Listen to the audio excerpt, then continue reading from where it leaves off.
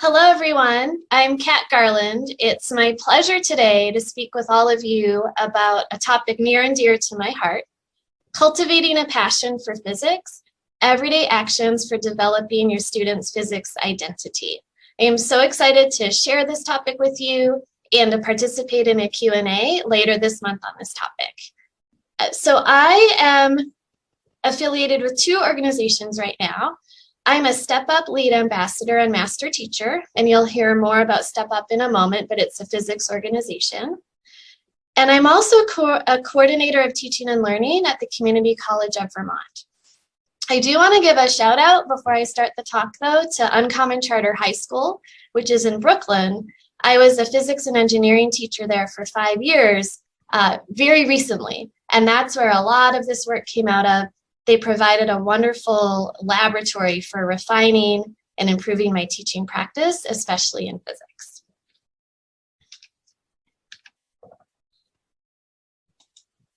So today's plan, we have 30 minutes together. We are going to learn about what is a physics identity, if that is an idea new to you. How do we measure our physics identities and why do they matter? How do we support our students in developing their physics identities? And then you will have a chance to plan, if you're a classroom teacher right now, what should I keep doing? What should I do more often? And what could I start doing around this topic? So I mentioned StepUp really briefly when I started. This is a wonderful national community of physics teachers, researchers, and professional societies in the US. I know many of you are already members of StepUp, or you may have heard of it. If you haven't, you'll hear more about it in the talk today, and I encourage you to learn more. Our goal is to design high school physics lessons to empower teachers, to create cultural change, and to inspire young women to pursue physics in college. Our reach is broadening. We're moving into two-year colleges as well. So if you're not high school, but a two-year college, this is great as well. And we're also moving beyond focusing on young women to other underrepresented groups. I've been a member of StepUp for about 6 years. I began as a master teacher in the design of the interventions you'll hear about, and I continue as a lead ambassador, helping high school teachers all over the country. So let's dive right in. We know we're going to focus on physics identity. And I should say, sorry, to go back to StepUp for a moment, all of the work I'm going to talk about today is based on research done by the researchers who are part of StepUp, and then the master teachers and researchers work together to take that research about what we know about physics identity, persistence in physics, etc., into things that you can do right in the classroom, everyday things you can do, lessons you can teach to really bolster your students' physics identities. So we have tons of identities. You may have done identity work using sort of identity webs or circles. All of that is to get you thinking about what is my identity in all different places. I identify as an athlete, as a teacher. I might identify as a parent, a Christian, all sorts of things. And my identity, my primary one, can change whether I'm at home, I'm at work, I'm in the classroom, I'm in the cafetorium, I'm in staff meetings, I'm in other places, and the same for our students. They have many facets to themselves, and they're brought out in different ways in different contexts. Physics identity is one we may not have thought about before. And basically that is, am I a physics person? Do I think of myself as a physics person? We'll talk about what that means. Do other people think of me in that way? And where that identity is coming from is primarily from our mental models about physics and physicists. And I'll just add right now, as we go through thinking about this today, in StepUp, when we say a physicist, we mean someone who has a bachelor's degree in physics. So we're not necessarily thinking about a PhD in physics. So we all have mental models about physics They can change over time, but they are often stubborn to change. But we have lots of different ideas. So we might think physics is only done by geniuses, or we might think physics is accessible to all. Or we might think, for example, physics is just equations. That's what I think about physics. Or we might think physics describes our world in many ways. And there are many more mental models than what I've represented here, but this is just to kind of get you thinking what feeds into me thinking, am I a physics person? And our students thinking, am I a physics person? I'm not sure. And where these mental models come from, it's cultural, it's your family, it's your surroundings, it's media messages, it's so many things. One thing to be thinking about is a couple different facets of your physics identity, and kind of how do we learn about these? How do we think about them? How do we introspect about this part of our identity? So I want to show you a validated survey instrument that StepUp used all throughout our research phase of this project as we developed things to do in classrooms. We use these surveys to figure out which things are affecting students' physics identity. And so there's your physics identity in your present self, which is sort of the most simplest one, like I see myself as a physics person, yes or no. Then there's your recognition by others. My physics teacher sees me as a physics person. My family does, my friends do. Other people ask me about physics. So that's an additional one to think about. I found it super interesting. I guess I had assumed if my students saw themselves as a physics person, they thought I did too. I, as their physics teacher, also saw them as a physics person, but it didn't always match up. And that told me something really valuable about what I was doing or not doing in the classroom. There's also this competency and performance beliefs part of your identity, like I'm good at it, I'm confident in physics, it's comfortable for me, I can persevere in this topic. So that's another facet of your physics identity. There's also the interest part, like I'm interested in it, I'm excited about these topics, I enjoy it, it's fun for me. And then finally, there's the future self physics identity. Like I could see myself becoming a physicist. A future in this is a possibility for me.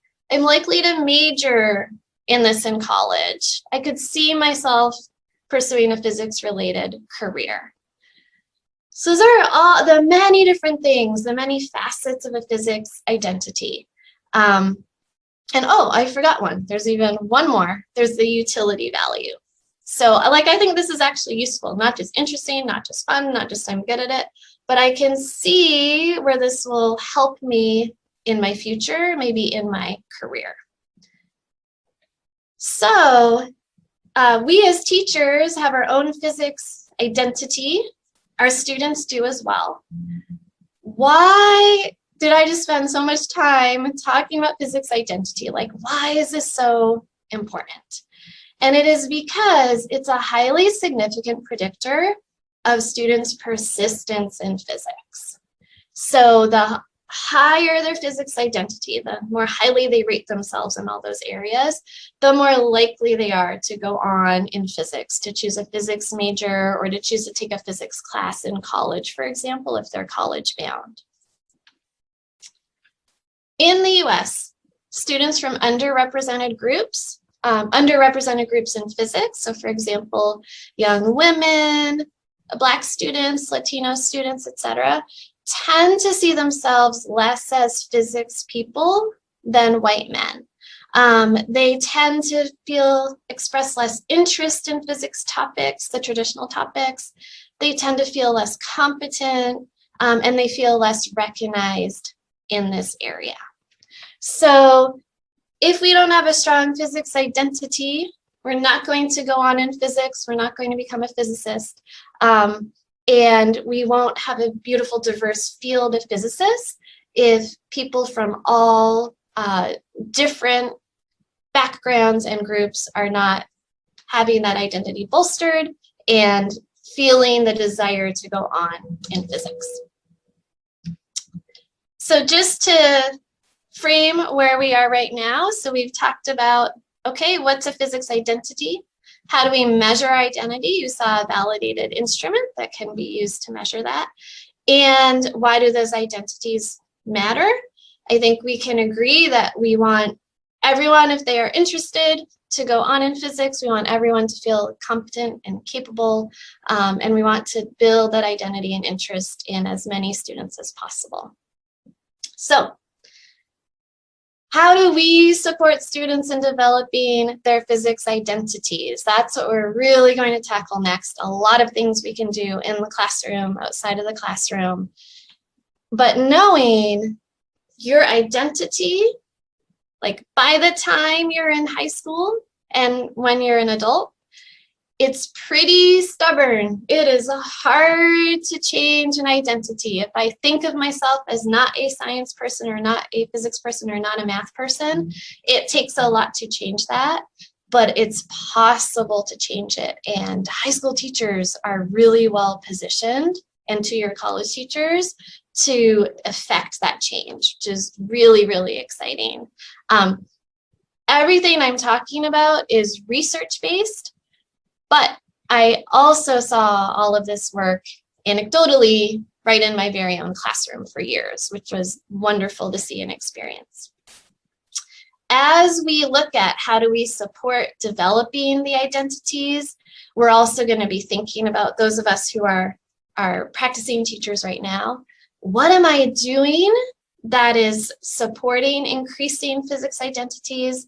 What should I do more often? And what could I start doing?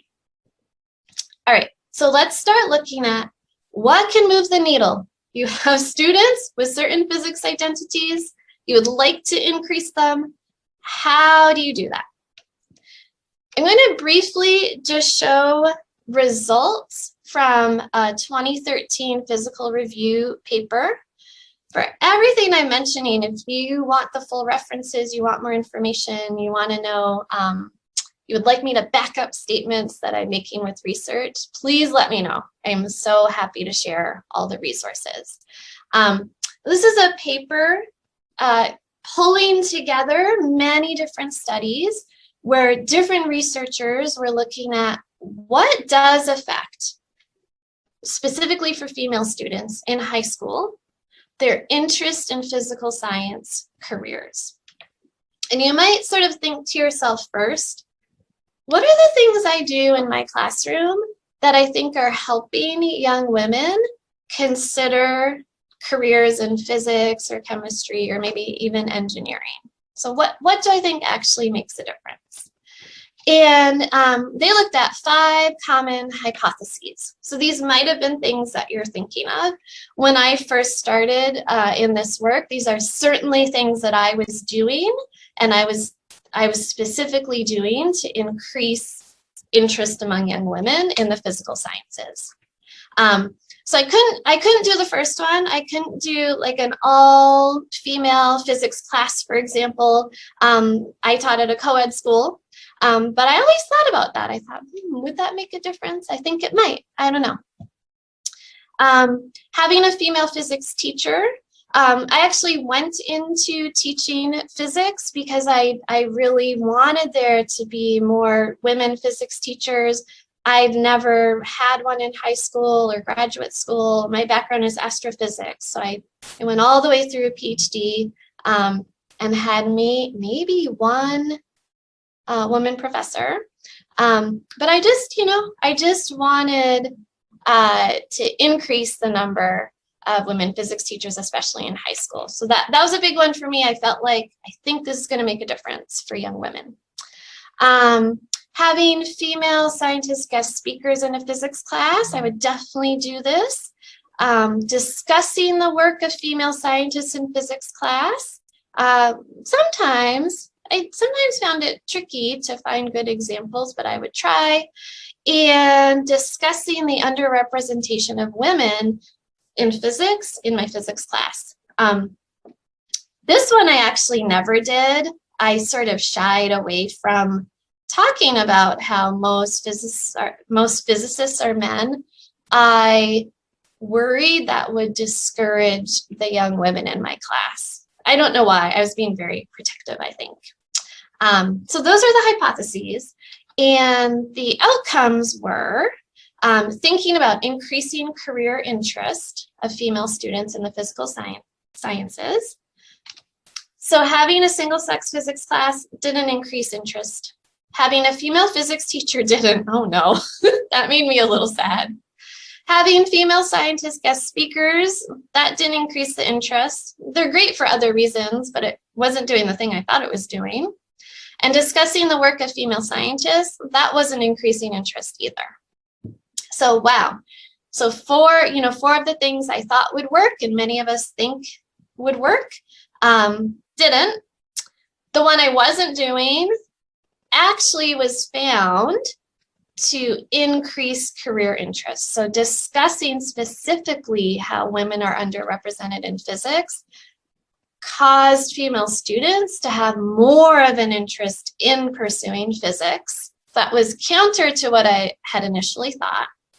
And then two more things have been found through research to increase the career interest. So that is exploring the various careers of physicists and certain everyday actions at school that teachers, principals, and counselors can take. So four things that didn't work, 3 that actually worked, which is amazing because, as I said, it is hard to shift your identity, especially in high school. But we have some productive avenues. So just a reminder, these are all research-based interventions that we now know improve. Now we're jumping specifically to physics identity for everyone, but especially in underrepresented groups within your class. So the first one we saw, discuss underrepresentation.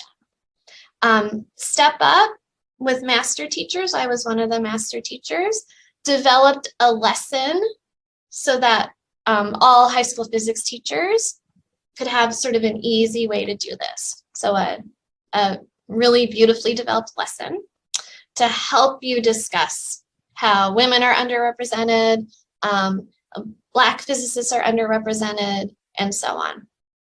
We also developed a lesson on exploring physics careers. And again, remembering we're talking physicist, a bachelor's in physics, you don't have to be thinking PhD. So we have a lesson where high school teachers can do that with their students.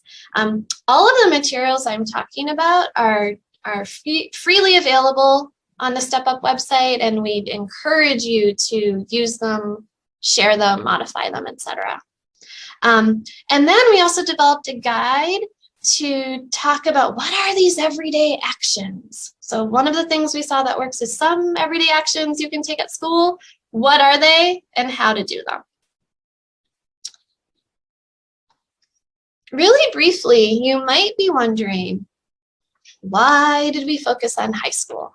Why not middle school? Why not earlier? Why not college if we're thinking about developing college physics majors? And for us, it is, we found, most women physicists, they become interested in high school. They might, start developing interest in science in middle school. Middle school is really important as well. I used to be a middle school science teacher, and you definitely want to nurture that scientific enjoyment. But it's in high school where students start to differentiate biology, physics, chemistry, engineering, and they really start thinking about what they're interested in. We are starting to focus on 2-year colleges as well, because for many students, it's happening in that realm too, before they head to a 4-year college. So I won't talk a lot about the underrepresentation discussions. There's a lesson you can pull about that, or exploring physics careers, but we're going to spend the rest of our time talking about these everyday actions. What are things you as teachers Some of them you're already doing, you're going to keep doing them. And others you might decide like, ooh, that is one I could start doing today. And I know it's going to make a difference.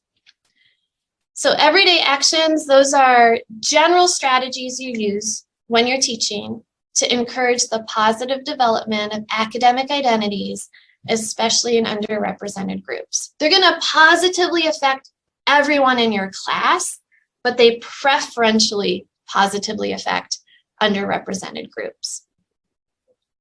They're not necessarily specific to physics. So if you also teach chemistry or biology or math, they work really well in any teaching environment, but we do know within physics classes, they especially work at shifting that physics identity. So I'm going to do kind of a broad overview, and then we're going to zoom in on some details. But two things as I start talking about these. One, there's an everyday actions guide available through StepUp. All of this is freely available that has so much more detail, examples, a self-assessment, so you can think about how am I doing with everyday actions, goal setting, and so on. And our community, you're welcome to join our community, is awesome at supporting people in implementing these actions. So I'm going to do a high level overview, but feel free to reach out for ideas, suggestions, more details, and so on to me to step up to our everyday actions guide. So we've broken it down into many different categories. So there are actions when you're talking with a student one-on-one, when you're facilitating group work, so that could be problem solving, it could be lab, when you're planning and assessing your physics course, when you're teaching the whole class, and then other things happening outside of the classroom. As we start looking at examples for each category, I'd love you to keep in mind, maybe even jot down, oh, what are the things I already do? I'm really good at these things. I just need to keep doing them. What are some things I do sometimes, but I need to do more often? And they might be the things, you know, we all start the school year like, yes, this is how lab is going to run this year. This is how I'm going to do it. And then the school year gets kind of crazy and we a little bit lose that commitment, right? And then are there one or two things that I either didn't think about or I didn't think they really mattered, but that I could start doing now that I know they have a really positive effect on my class? So one-on-one, so working with students one-on-one, this could be during class when you're circulating, could be after school, could be during lab. But if you're just talking with an individual student, one really simple thing to do that we often skip for so many reasons. We're busy, it's hectic, we're teachers. There's a lot going on during the day, right? But talk with students about why you think they're a good fit for physics. You know, if they're showing some promise, they're doing well, let them know that you see them as a physics person and why. And it might be things like you solve lab challenges really creatively. Physicists need to be really creative to do the work that they do. This dovetails right into highlight attributes that may not be obvious to them. Sometimes our students are so in the soup, right? They're calculus and the physics and the lab, I got to do error analysis, you know, what's going on with my projectile, all this stuff is happening, and they're not able to see, wow, I've gotten so great at linearizing my data this year, or I've gotten really good at writing lab procedures. Let them know that you see this. They don't see it yet, but you see it in them. You can also encourage them like, hey, I heard there's a physics camp coming up. I saw this internship. I think you would be great for it. Encourage them to think about academic opportunities in physics. Have you thought about a physics major? I think you would do really well in this physics program. Or are you going to take physics in college next year? I think you would really enjoy the class and get a lot out of it. Get to know your students and what they value. We all know this is super important no matter what we're teaching. Sometimes this can be really tough, but this really helps us with all the things I just listed above to really be talking with them personally about their abilities, their talents, and what they value. One last one is to reassure high achieving students about low grades. I think a lot of us, have experienced this, especially if we teach AP Physics, where it's really tough to pass that exam. It's really tough to get an A in the class. It does not mean you're not good at this subject. For many students, it's the first class they've ever taken where they don't get an A, and so they assume that means they are not good at physics. And all it means is physics is awesome, but physics is really hard. And just that reassurance can be really, really helpful. So it will take a long, long time for any of these messages to become internalized. So remember, we're bumping up against an identity that is stubborn. It's hard to move that identity. And so students need to hear messages multiple times that they are a good fit for physics. Their creativity is important. It's okay that their grade is not an A. You can say it once, but that's going to be like in one ear, not the other. Multiple times they will start to internalize that. I remember a student I had who was doing wonderfully in physics, very talented, hard worker, doing really well. Every time she got her test results back, she would say, you are lying about these results. This is not how I'm doing. And it took many months for her to really believe that I was grading rigorously. She did earn the grade. She was doing really well.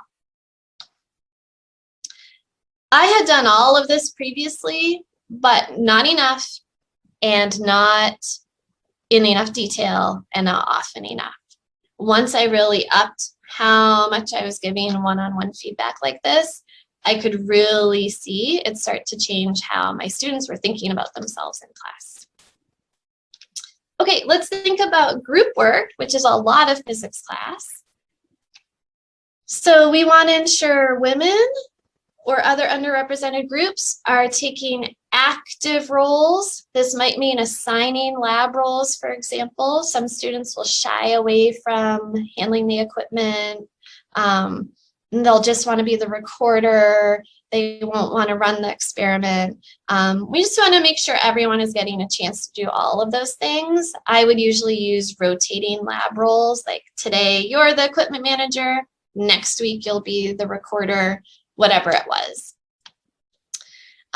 We want to avoid isolating women in a group of mostly men. That can be a really tough dynamic.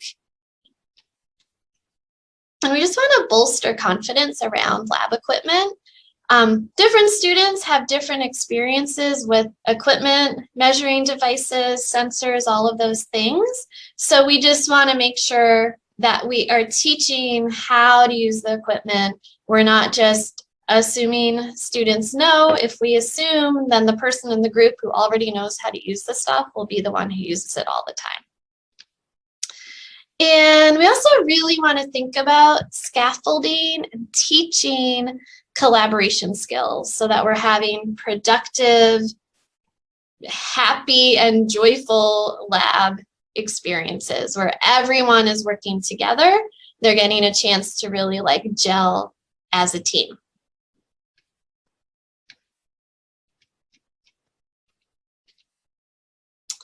So a great question is, how do I do all of these things? I don't have time today to talk about how for all of them, but the hive mind of StepUp is great if you would like suggestions for how to work on any of these areas. We are so many teachers right now, and we together have suggestions for all of them. I would just briefly like to share something I found really helpful that I learned from a co-teacher for really scaffolding collaboration skills in labs. And this is the idea of just helping my students know that when they form a team, they're going to storm for a while. You got to figure things out. What's my communication style? What are we doing? What's the lab challenge? Where's the ruler? What's happening? You're going to norm. They're going to figure things out. Okay, I'll do this and you do this and whatever. And then they're going to perform. But many students kind of assume if we don't hit the ground running as a team performing, we are not a good lab team. And it really helps them to know, like, you have to go through some work to get to this performing part. And it helps us to give our students time to work on those collaboration skills and to not feel so pressured by the experiment time that they don't also have time to go through these stages and not get frustrated. Okay, let's jump to whole class. And there are a couple different things that are really effective to do when you're teaching whole class. A big one is to be super mindful, as we always are, about the tone we're setting. We want to make sure we're setting really high expectations, that we expect a certain level of participation, physics, knowledge, mastery, etc. for everyone in the class. We want to promote a sense of community. So we don't want divisiveness. We want people feeling they would like to work together, that if everyone gets an A, we are all doing great. There's not competition for the A's in the class. We want to promote a growth mindset. We can always improve. We can always get better. We learn from mistakes. Mistakes are nothing to be ashamed of or upset about. And we want to value many types of skills. So equations are important in physics, but so are other things. Describing things in words, that's important. Graphing is important. Different representations are important. So we don't want to imply unintentionally that it's just the math, it's just the algebra that's important. We value all the different skills that students are bringing. We want to make sure we're distributing attention. We know anything we're teaching, this is tricky, but we want to make sure we're really reaching everyone in the class. Everyone is feeling that they're capable, their input is valued. And we also want to just make sure we're building that community where students feel comfortable sharing. StepUp has a really wonderful poster that we're always happy to send out at some different guidelines for having discussions in a class. This could be discussions about the StepUp lessons, about underrepresentation, but it's also discussions about lab results. What did my team find versus your team? How can we talk about that where we're all growing and learning from it? Outside the classroom, I found these strategies to really be a game changer in my school. Is one, talk to other teachers and find out who is teaching the students who feed into physics. What messages are they sending? What do they think about physics? I had found that unintentionally, our math teachers were sending the message to students that physics is really a math class. That's what they thought about it. That was their experience from taking physics in college, and that's many of our experiences. But that is really no longer how physics is usually taught, and it certainly wasn't how physics was taught at my high school. So by just talking with them and hearing, and I could share with them, here's what we're doing in physics, here's the skills that students are bringing in, they're doing experiments every week. That changed their messaging to students before our students had to choose if they wanted to take physics. They weren't mandated to. So it helped them choose physics more often. Also talking to counselors, so whether you have a college counselor, a guidance counselor, at smaller schools it might be the principal, and families about the benefits of studying physics beyond the physics content knowledge. So this also helped guide students more into physics class, that it's about creativity, problem solving, critical thinking, that there are many benefits to taking a physics class. Our Careers in Physics lesson through StepUp really explores this, and the takeaway students get from that lesson is often physics is about how you think. It's a way of thinking. It's not necessarily content knowledge or memorizing laws or something like that. And then some StepUp ambassadors and advocates have had really great experiences having students form a physics club at their school that provides a sense of community and bolsters their physics identity. And others have found good experiences supporting students engaging in outreach activities. So heading to middle schools to talk about physics or run a physics experiment or something like that. Our last category is when planning and assessing, but I just want to take a step back. You just heard, I don't know, 23 different everyday actions. Don't get overwhelmed. Remember, you're thinking, what am I doing that I'm going to keep doing? Are there things I do every once in a while I could do more often? And then are there one or two new things I could start doing? We can't do all of these. If we try to do all of them, we do none of them, right? So just take these as it's a sampling and think about what works in your situation. So when planning, incorporating real world examples that address a range of interests is super helpful. So not just the topics I'm interested in, like maybe I love basketball and every physics example could be about basketball, and that would help maybe a third of my students, but the other 2/3 are really thinking, I would really love a non-basketball example right now. And the more real world we can be, the better for our students who are not sure yet if they're really interested in physics. Is it really a helpful thing or not? Establish clear grading rules. So this really helps students, especially the high achieving ones who are a little worried about grades. They want to understand how they work. We also want to make sure everyone is graded the same. And if your school allows, allow second chances on high stake assessments for your students. We really want them to show what they know. Sometimes a second chance is just what they need to demonstrate, I have learned the material. I didn't have it so great the first time. I am here now, and now I'm bolstering my confidence in the subject. So I hope you have a mental note, or maybe you wrote down next to you a couple things you're going to keep doing, maybe more often, some things you're going to start doing.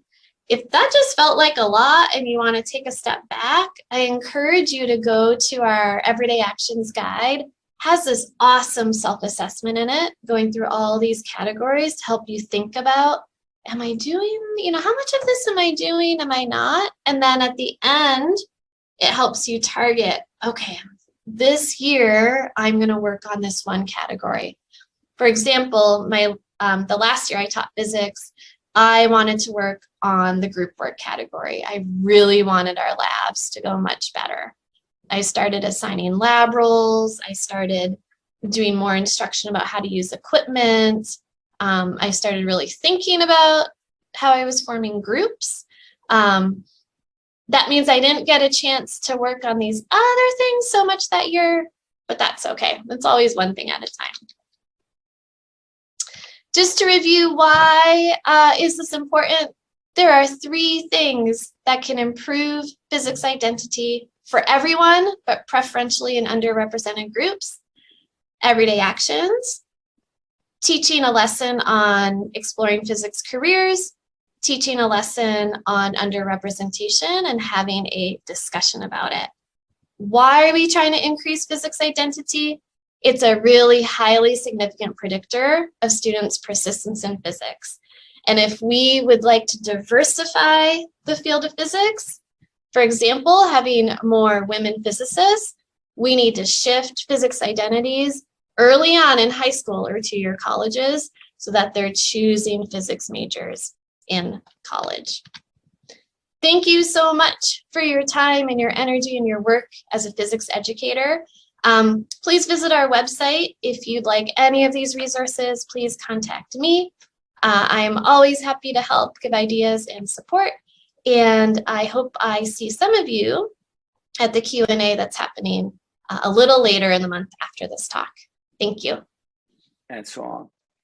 So today, I am absolutely delighted to introduce Kat Garland from, I had to smile when I saw how many people refer to you as Garfield in perusal. Kat Garland from the Community College of Vermont, who, as you saw in perusal, gave a fantastic talk on cultivating a passion for physics and about what we can do in the classroom to help develop physics identity. So Kat has a passion for teaching physics, if that's not obvious from the talk you watch, but also supporting STEM teachers. She taught science for middle school, high school, community college, and four-year college students, as well as for K-12 teacher, because through the StepUp program, where she's a master teacher and ambassador lead, she has helped, foster this national community of physics teachers. So Kat began her career as an astrophysicist. Incidentally, Kat, in high school, I developed a passion for astronomy. I saw myself not as a physicist, but an astronomer, and so I enrolled at the University of Leiden in the Netherlands as an astronomy major, and it was then beaten out of me in less than 6 weeks. So, but I share that passion for the connection between physics and astronomy with you.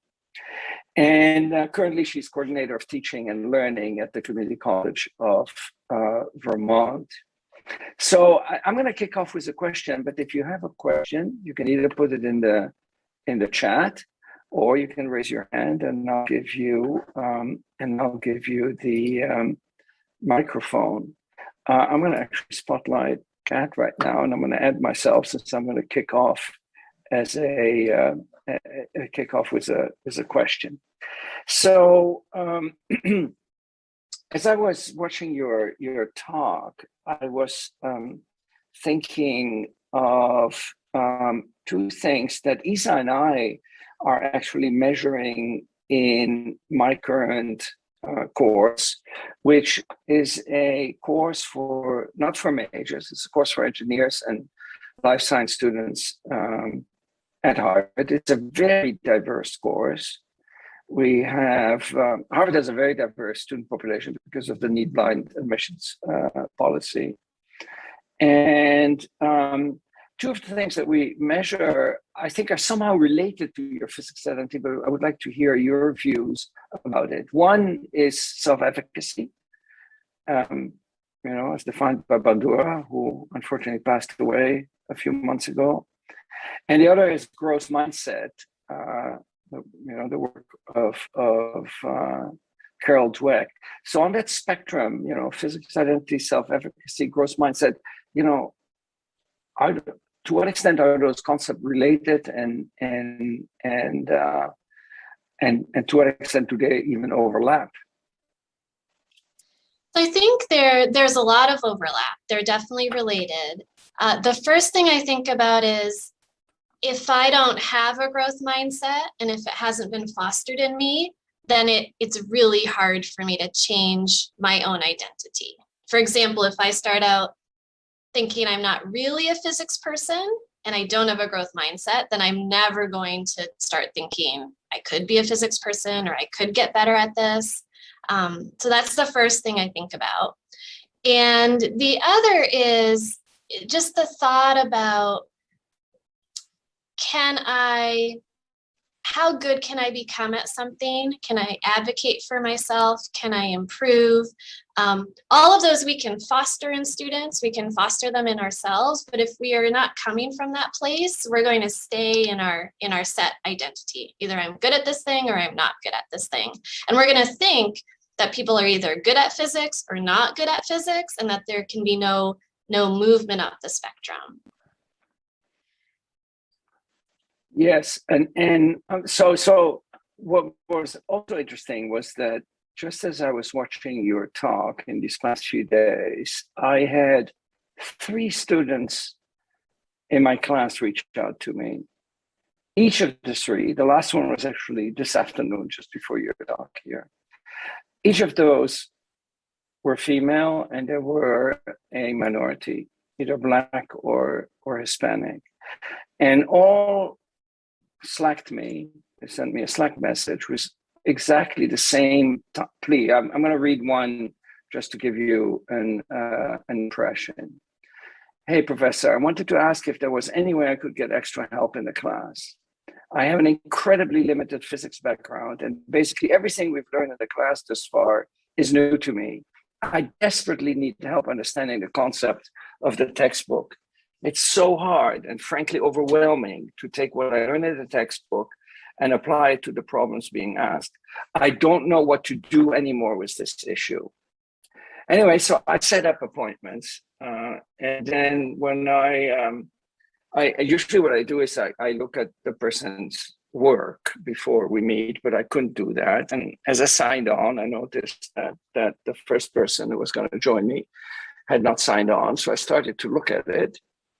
And I grade everything on a scale from 0 to 3. I used essentially specifications grading. So it's not accessible, requires revision, meets specifications, or exemplary, which I get very rarely.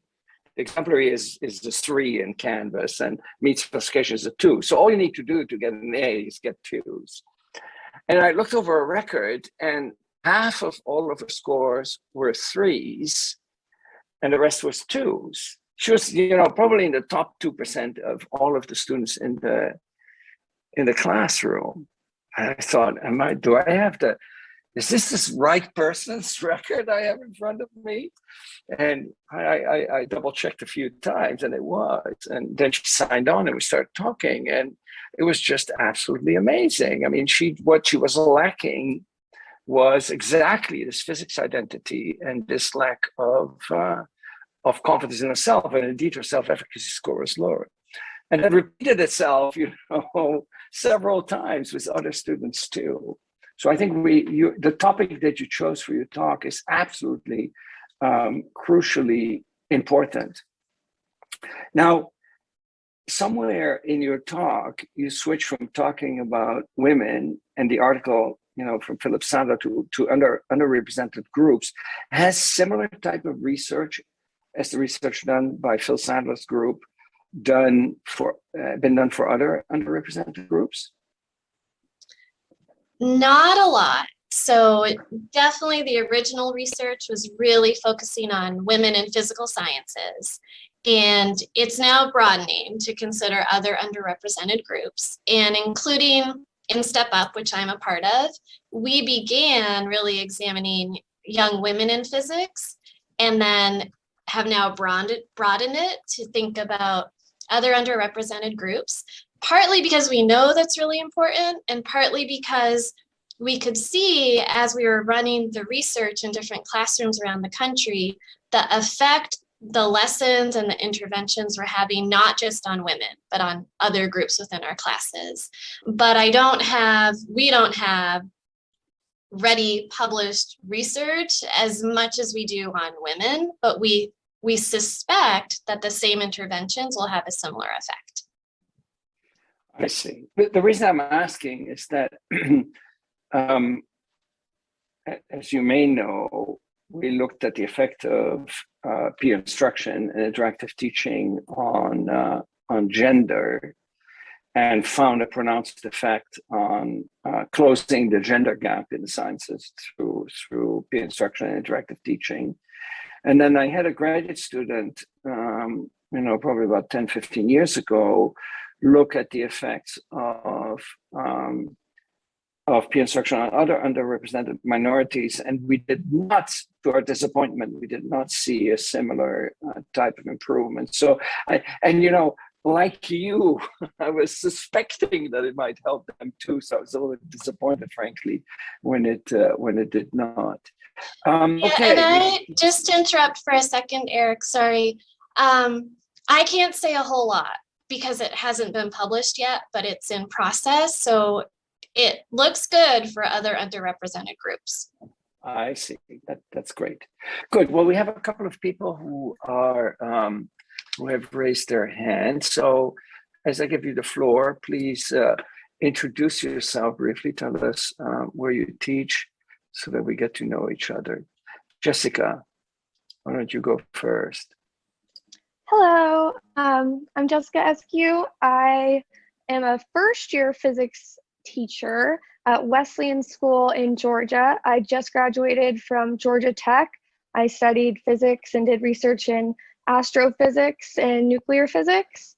And I have been finding it kind of hard to implement things like StepUp and just like ways of teaching to increase like physics identity in people other than like boys at my school. And I find that because, it's my first year teaching that I work with another teacher who teaches the same like section, and she doesn't have a physics background and this is her second year doing it. So it's kind of like, this is like the way we're doing it. And I'm just finding it hard to find ways to implement these things without getting so much pushback. Yeah, I definitely hear that, Jessica. And thank you for teaching physics and congratulations. You're partway through your first year, so that's great. So I'm not teaching high school physics this year, but I did for the last 5 years. And I also taught with another teacher. We had to keep to the same pacing schedule, the same lessons pretty much. So some ways I found to fit things in were during a do now or like a bell task, whatever they're called at your school, just take out one physics question and put in a question from one of the StepUp lessons, for example, or a thought question, or a little snippet like, did you know someone with a physics career can do this job? Those types of things I found like pretty easy to just sneak in by taking out other parts that weren't crucial to the lesson. So that's one idea. Another I did is replace some homework questions with some other questions thinking about diversity within physics or physics careers. And then I'm hopeful the everyday actions that I talked about, hopefully those are things that you have the freedom to implement. You may not have freedom around grading, so you may not be allowed to offer multiple attempts on tests or things like that, but I'm hopeful some of the other things you could still do. But I'll just say from being there, if you just do one of those things this year, that's great. Like it's a slow process. You have a lot to learn. And I would just set a goal for myself every year. Like this year, I'm going to work on lab groups, or this year, I'm going to work on physics careers or something like that. Okay, thank you. And the StepUp stuff is so helpful. I try and send it to everybody that I know that does physics, and the little checklist that you guys have, I have that like posted up above my desk so I can think about that every day. So, but that's Awesome. very helpful. Thank you. Great, thank you. That's great feedback. Thank you so much. Thank you, Jessica. And I think also, this was a very difficult first year. There are so many, things that external pressures like the pandemic, the going remote, the returning back to the classroom that are affecting, that are making this I think, a particularly difficult year to teach in. Oh, I would not despair too quickly. Zach, thank you for patiently waiting there. Hello, Dr. Garland. Thank you for this amazing research and presentation that you've done. I think I might be completely outnumbered in this forum. I don't teach physics, I teach in the humanities, and so I hope this is an appropriate forum for this question, but so I teach philosophy, religion, pop culture classes, and I regularly have STEM students, STEM or specifically physics students in my courses. And I'm curious about what are some ways that humanities instructors can promote physics/STEM in a humanities course broadly, and then in the classroom specifically. Thank you, Zach. That's a great question. I actually just had a similar discussion with some other teachers earlier today around how can we help teachers of other subjects understand what physics really is so that they're encouraging about it and sort of not promoting myths about physics. So the biggest example is so many people think physics class is just math, like it's a math class with some extra things in it. And they'll kind of talk about physics in that way. And what we've really been trying to change, and at my previous school, what we were trying to do is help humanities teachers and help and math teachers understand that physics is a way of thinking. It's really, you could think of it as a critical thinking class. It's one way of thinking, it's a scientific way of thinking, and that's what's happening in that class. And so it makes it great for any student who is creative, they're a thinker, they're a problem solver, versus just, and I'm not saying you necessarily do this, but a lot of people just think physics, math, that's all it is. So the more, I always try to bring in other areas to physics. So I'll talk about philosophers, I'll talk about dancers, etc. And if physicists can be brought into other classes, and philosophy is a great one to bring them into, that's really helpful too. Okay, thank you. So, do we have any other questions? Let's see. Okay, yes, Isa in the chat says, Jessica mentioned pushback, and I think this is an important point. Have you encountered pushback to change, and what strategies help you get support? So I specifically have not encountered pushback. I was very fortunate. The school I worked at was 100% supportive, really focused on equity. However, other people in here might want to chime in who've been doing the StepUp lessons, may have experienced pushback, but I can say from others I've talked with in StepUp, some teachers, depending on their circumstance, have had a tougher time, but have really found success with, say, approaching the principal, the guidance counselor, the instructional leaders first before teaching certain lessons if they were a little bit worried about it. And in response to all of that, StepUp also produced, I think, some really helpful flyers that can go home to parents, can go to guidance counselors to really explain what we're doing and what we're not doing. And can you point us, I think that somebody asked in the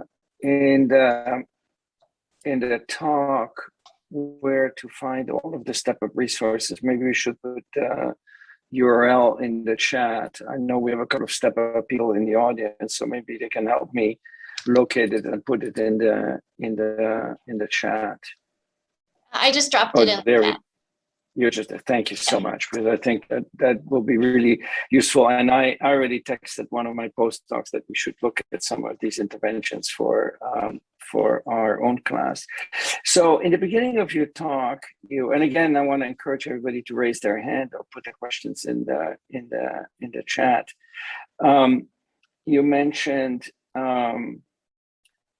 why focus on high school, and I totally agree. We should certainly not focus on college. It's too late. People have their sort of identities already well set. But you only have to look at young children to sort of see that we're all, in a certain sense, born scientists. You know, we're born curious about the world. That's how our brains are wired as human beings across cultures, you know, and across the entire world.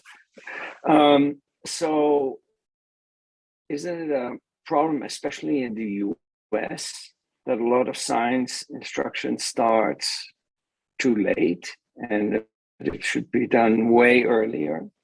And maybe that we should focus on helping developing these identities in much younger children? I definitely agree that just positive science identities, or I would almost say like a positive identity of I'm a curious person who explores the world, that's my mindset, is great. And the earlier you start, the better. In particular, so StepUp is really focused on physics. So if you're thinking particularly a physics identity, a high school really is the place where physics starts to be pulled out of general science for most schools, not for every school. I taught middle school for a while because I was really convinced that was the place to make the difference in keeping girls interested in science and building that identity. And that's certainly true for general science. But if you're thinking specifically physics, often in middle school, you're not necessarily talking about physics yet, or you're doing lots of different areas of science. And so that is why we focused on high school, but that is not to say that younger science education is not important. And that's not to say that we can't start bolstering those identities even earlier, because certainly culturally, identities are being formed way before high school. We know that. And we know that physics identities and other academic identities vary from group to group and culture to culture and nation to nation. So there's definitely a lot of molding factors happening. Yeah, I agree. And I've done some research on gender in physics, and some of it is published. I also looked at some of the OECD data of performance of young women in mathematics across different cultures. And it's very clear that it's very culturally dependent.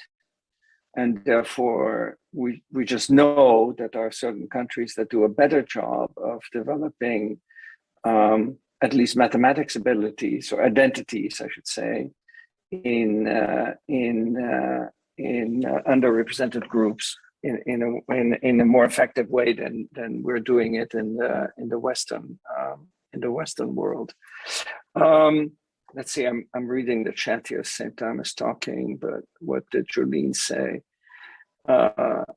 It says it is tough to get teachers of younger subjects comfortable enough with physics to even start to build students. That's true. I mean, we have such a problem with the teaching of physics. You know, it was 40% of high schools not offering physics, and 60% of high schools that are offering physics having no physics teacher who is qualified to teach in the subject, or has a degree in the subject, I should say. Maybe they are very qualified. I shouldn't jump to conclusions here, but that's the price that we're paying right now. So in your talk also, you mentioned three potential activities that could change the balance, discussing lack of women / minorities. I'll use that as a placeholder in physics. On the slide you wrote in physics class, but I think you really meant in physics, right?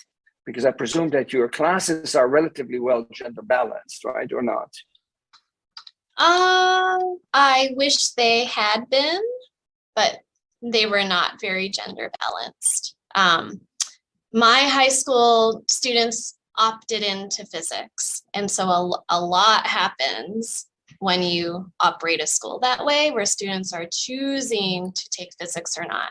So the gender balance got better over time, but it was not, we did not have parity. I taught engineering as well, and that was even worse than the representation within my physics class. But you're right, I meant not necessarily just in class, just about class. Right. So how would you, can you give us, I mean, I love always hearing about, practical tips. So how would you, and I read the article by Phil Sadler a long time ago, so I don't remember if they have any specifics there, but how would you lead such a discussion of lack of minorities in a given domain, let's say in physics? Yeah, so StepUp has a suggested lesson that's been tested out in many different classrooms across the country. And the gist of it is that we start with just doing a simple Google search in front of the class and just typing in famous physicists into Google. And different pictures will pop up, and in general, it's all white men. And just asking the class, what do you notice? What are you wondering? What do you think causes what you're noticing? Because of course they're noticing, they're all white men. And that sort of gets the thoughts going. And then I present just I ask a lot of questions and I present a lot of data. So for example, I ask, of all the people who earn a bachelor's degree in physics every year in the US, what percentage do you think are women? What percentage do you think are Black, Latino, et cetera? And then we look at the real data. So it's often quite different from what students might assume. And then we do the same thing. I have students predict, do you think it's the same in every country? And so, for example, if this is what it is like in the US, what do you think it's like in a Middle Eastern country, in Japan, et cetera? And that's quite different than what they expect too. And Eric, as you were getting at, we do worse with representation in Western countries typically, but at least my high school students didn't anticipate that to be true. They thought we would be doing better here than in other countries, except I just have to say, I'm Canadian and all my students knew that, and they knew I loved Canada. And so they always thought Canada would be the best at everything, but Canada is actually worse than the US in this domain. So we'd really look at that data and start thinking about what does it mean that representation changes. By that, I mean percentage of women versus men earning physics degrees, that it changes country by country, culture by culture.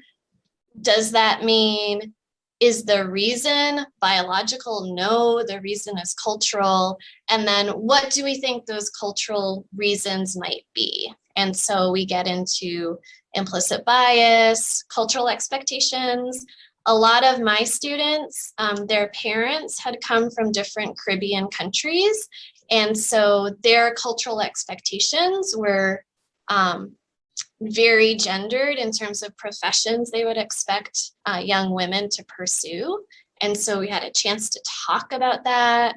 And then just depending on my class year to year, we might stop with that, or sometimes we might continue looking at different nations, different statistics. One year I had a class really interested in New York City, the availability of physics in different New York City high schools, and how it really depended on the racial makeup of the high school, whether you were able to take physics or not. But I try to keep it really data driven, not necessarily about feelings or guessing, but here are the numbers, and here is some research that helps to explain those numbers. And then we end with thinking about what could we do to help improve the situation, and why do we want to improve the situation? Why does it matter? And that, of course, also connects to discussing careers in physics, which I'm sure students are interested in, right? If you have a physics identity, you would like to know, where is this going to lead to? What opportunities is this going to create for me? If I recall correctly, that was there was another area that or another ad that could help. So do you start it the same way by Googling non-traditional physics careers? So I tend not to, but that would be a really interesting way to start it. And I just want to say you're totally right that learning about careers, if I have a physics identity, I'm really interested. But if I don't have much of a physics identity, learning about physics careers can help me bolster that identity, because probably I'm going to learn that it's a lot more than I thought it was. But often students are thinking, if you're a physicist, you are doing physics research or you're a high school physics teacher. Like those are the two things they think you can do with that. So how I teach it is I use a resource that StepUp has where students can choose what fields am I interested in, like what types of things do I value in a career. So for example, do I want to study income? Do I want to be creative, etc.? And then what sorts of things do I like? Writing, art, and so on. And then the computer does this whole matching where they go into this bank of physicists we have and they match students with, for example, maybe a physics writer or a science writer for someone who's really into writing. And so they learn about someone who's a physicist that they weren't really expecting. And we have a discussion about that. And they usually get to the point where they realize physics is really about how you think. And as long as you're a good thinker in that way, you can do a lot of different things. And then I usually have them kind of tie up the lesson by taking whatever career they're thinking about at that point in time. So it could be engineer, could be fashion designer, any of those things. And think about, if they happen to get a bachelor's degree in physics, how would that help them in that career? And no matter what they've chosen, even my fashion designers can always think about how, yeah, like this could still help me in this career because I've learned how to do difficult things. I've learned how to be a creative thinker. I've learned about the physics behind a lot of things. And so that's typically how I teach that kind of topic. I see. Kristen Newton had an interesting question in the chat. Kristen, do you want to ask that? Yeah. So here? it actually, Jolene's comment about the younger grade teachers got me thinking about I'm really curious about what are the most effective ways you've been able to sort of get that message across to, is there one big idea you're trying to get across, and do you have sort of a way of getting that message across that's effective? So I'm thinking we have a lot of white male math teachers, older, that I'm just curious how you've been effective in getting that message across to guidance and math teachers. And yeah. And Kristen, by the message, do you mean that physics is more than math, or? Well, I guess that's part of the what I'm asking is, what is the thing that you are trying to get across when you're thinking about the messages that kids are getting about the course? Like, what's the big message you're trying to get across, and what's an effective way to get them to hear you, I guess? Got it. Yeah, thank you for clarifying. I think I had a couple messages I wanted my potential high school students to hear, and the guidance counselors and the principal and all the other teachers. Was one, physics is a team-based class. Physicists are not people who just work on their own all the time. Two, physics is accessible to everyone. It's not a class just for the very talented standardized test takers in the high school. And three, that it is not just math.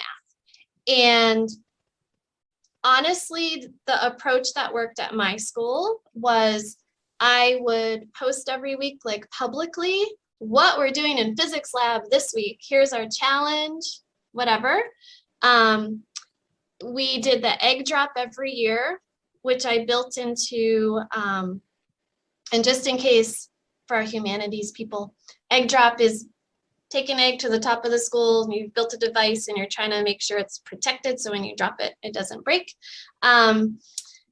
I built that into like a huge event at our school that everyone looked forward to. And every August when we started, we had a big poster up of like, this is who won last year, will you win this year, kind of thing. And I just made sure I asked people to come into my room all the time, come see what the kids are doing, come see what class is like. And I would have them invite their other teachers. I would say like, hey, tell Mr. Palermo, we're doing something that's like a derivative this week. And he was our calculus teacher, and he should come in and see what we're doing in class. And so it was just kind of sharing like what is going on and highlighting the things that I knew would surprise people about the class. All right, thank you.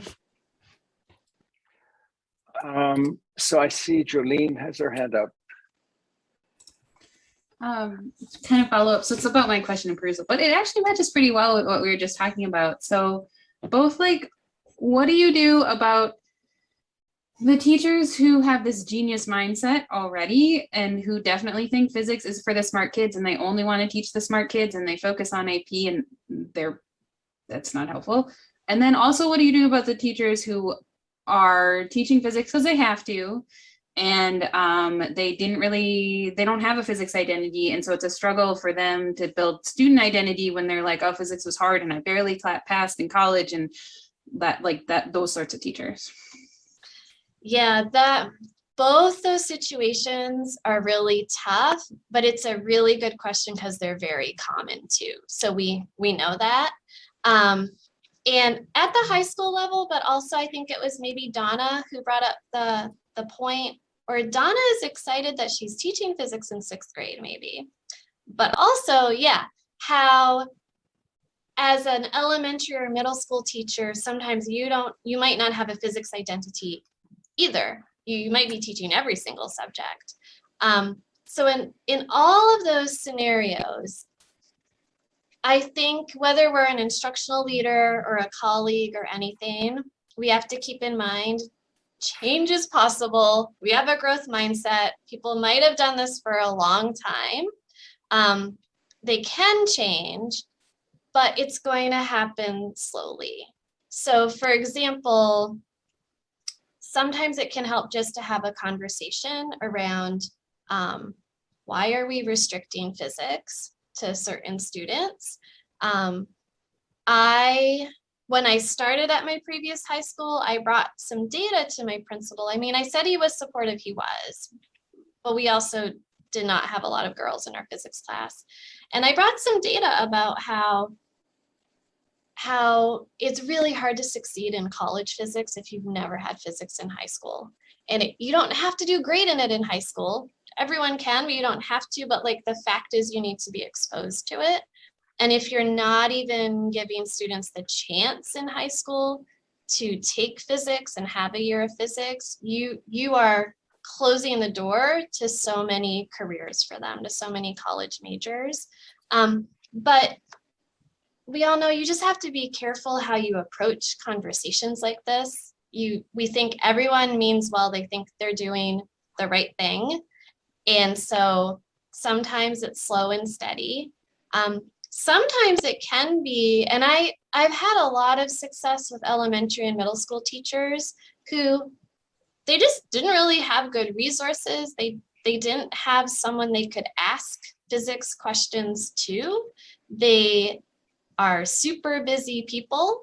And so just some support around, here's some great lessons, or I'd love to come into your class, or different things like that can also be really helpful. But none of it is a quick fix. And the same as I think I said to, I think it's Jessica who's in her first year teaching, like for us too, we can't do everything all at once, right?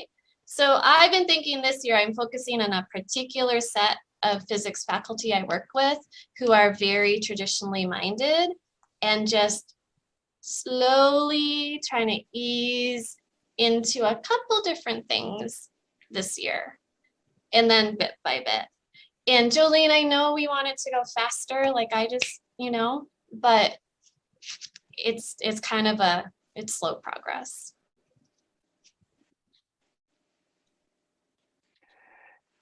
So, Kat, you were mentioning very few female students in your class. What do you attribute that to?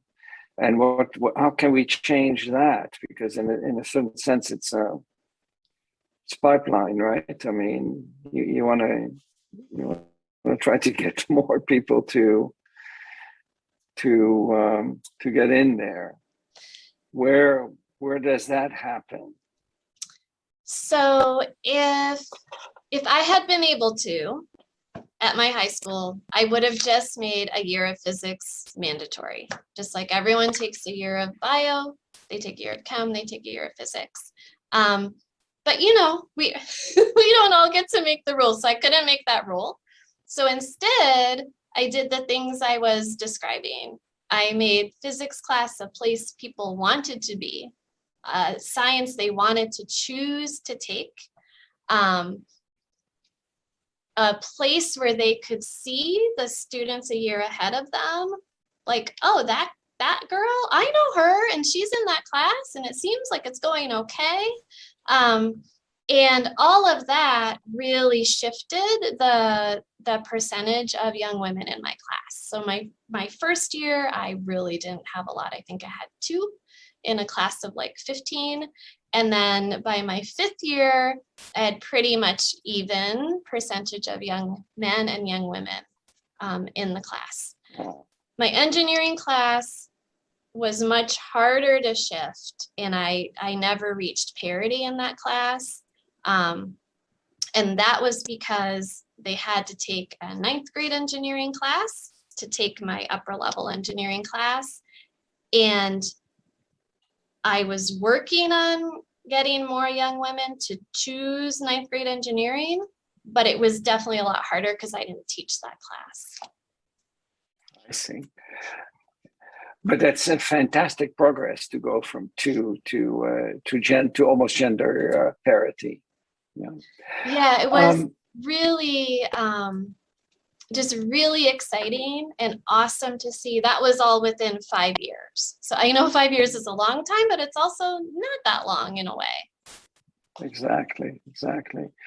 Donna, you're next up. So I teach kind of an assortment. I do teach 6th grade, which I'm introducing them into physics, and they're super excited and they're always very fun.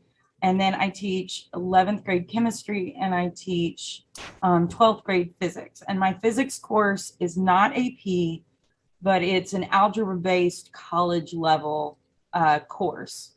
And it's challenging. We have students, excellent students that have to work hard for that. We do teach in 9th grade. I don't any longer, but we teach, we have physical science. So it's a semester of physics at the 9th grade level. So I have a couple of questions about, one, do you have, I know this is a little bit outside of your, if we're encouraging students to take physics, I'm just wondering, like, what minimum requirements do you feel they need? While there's a lot more to it than math class, I don't want to set them up for failure either. And then my other, so kind of math, what kind of math requirements do you suggest or kind of like to see for your students coming in? And then would it be for StepUp, would you find it helpful the year before they choose high school physics? Because I have several of the, I would have most of the junior class in chemistry. Is that helpful for them to develop a physics identity so they can take physics their senior year I just would like your input. Thanks, Donna. Those are great questions. Also, I'm so happy that you get to teach physics at all and chemistry at all these different Very levels. Really cool. Definitely, yes. Step up lessons earlier within other science classes, really helpful. We have quite a few people in the Step Up community who are either they teach 9th grade physics, and so they're teaching them in 9th grade, and then they teach the same lessons in 12th grade when they see their students again for physics, because you get different things out of it. Or they're teaching physical science or chemistry or something like that. And that is definitely helpful if you're at a school where students have to choose physics, like that can help them choose it. This is not something you asked, but I'll just put in a plug. I would encourage you to share with your 6th graders what your 12th graders are doing in physics class that relates to what they're doing. So I used to teach 6th grade science, and it was great to let the students know, like, hey, you just built balloon rockets and you were studying momentum, whatever it is, right? And I would talk as if they would all take physics, right? Even though I knew they went, when you take physics as a senior, you're going to use those ideas to do whatever cool thing, like pumpkin trebuchet or something, whatever it is. That just helps them build that identity of like, oh, my teacher thinks I'm going to take physics in high school. She thinks I'm capable. And it sounds kind of exciting. I guess I'm going to plan on doing that. But that gets to your other question, like what are minimum requirements? Definitely ready for pre-calculus, like not in pre-calculus, but I think, enough algebra and trig that you're ready for it. But I found more important than that, the enthusiasm and willingness to take it, knowing that it means they have to work hard, but knowing that you're there to support. If they're willing to put the work in, then you're there to support them. That turned out for me to be a better predictor of success than their math ability. Like they had to want to do a hard class as a senior.